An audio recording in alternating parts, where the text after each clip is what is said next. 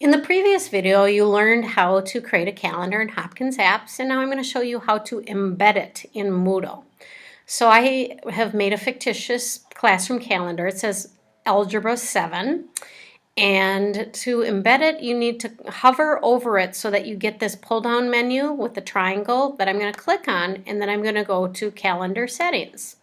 Now, this has to be a public calendar in order for it to show up in Moodle, so double check and click on Share this calendar to make sure that you have a check mark in front of where it says Share this calendar with others and it's public.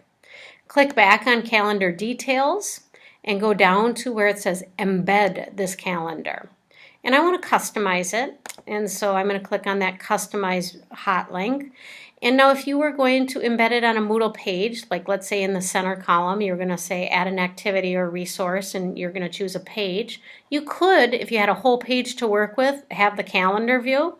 But I'm going to put mine in the right-hand column or the left-hand column, so I need mine more narrow. And the other thing is to make it narrow, it doesn't look good in monthly view, so I'm going to make it agenda view, which is like a list. And then the width, I just happen to know that that column in Moodle is 175 pixels.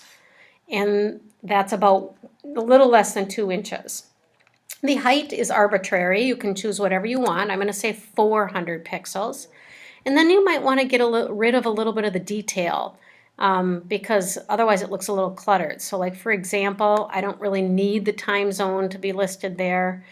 I might take away the print icon, and maybe I don't need the title because it's going to be on my classroom webpage, and so everybody knows where they are. Double check to make sure that the calendar you are intending to show up on your Moodle page is the one selected, and then go back up to where this HTML is. You need to select. I triple click to select it, like that, and I'm going to copy that code by hitting Command C on my keyboard. That is a shortcut, a keyboard shortcut. Now I'm going to go to my Moodle page. So once you're in Moodle, if editing is turned on, you can scroll to the lower right-hand corner, and there's an Add a Block pull-down menu.